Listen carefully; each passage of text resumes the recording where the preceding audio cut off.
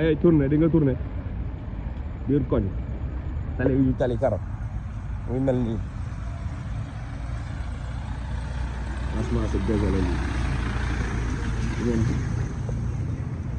c'est désolant quoi kaw tali la li tali karo li tali karo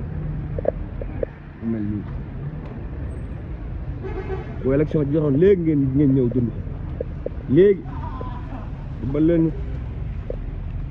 asa seen koñ bi nii la mel ah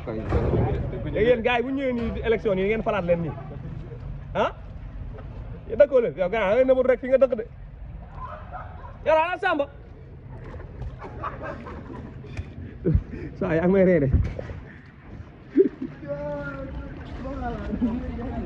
li ñaaw na torop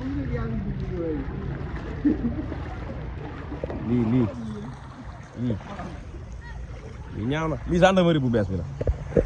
Yoro da ngeen a taa de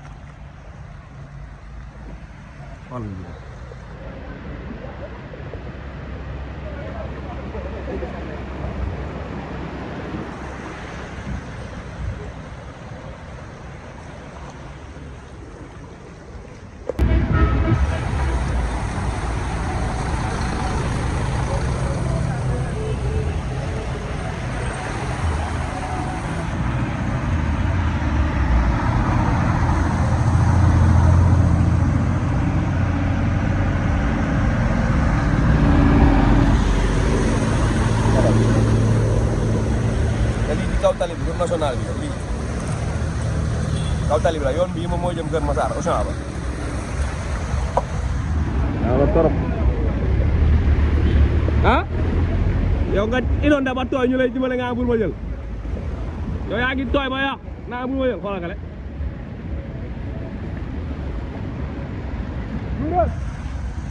xoolal lii rek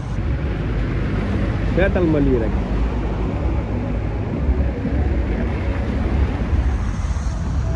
kaw tali bi la de route nationale bi Kër Massar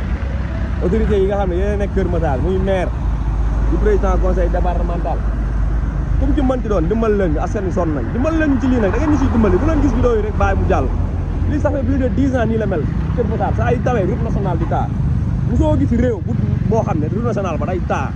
amul dimbal leen ñu ci lii gox yi nag ngir koñ nangu nañ garaaw na taa ñu jaayante ko mais fi nga xam ne fa la ñuy aw di xëy di liggéey bu mu taa dimbal leen ah liggéey leen waaye nag ngir yàlla liggéey leen lii Kër Massar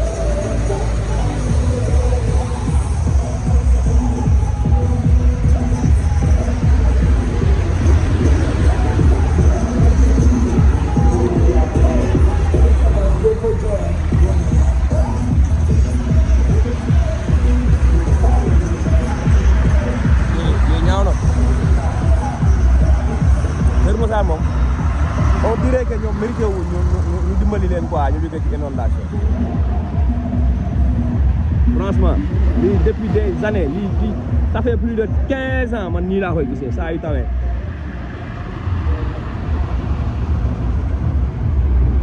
ñu leen ci lii ñaaw na trop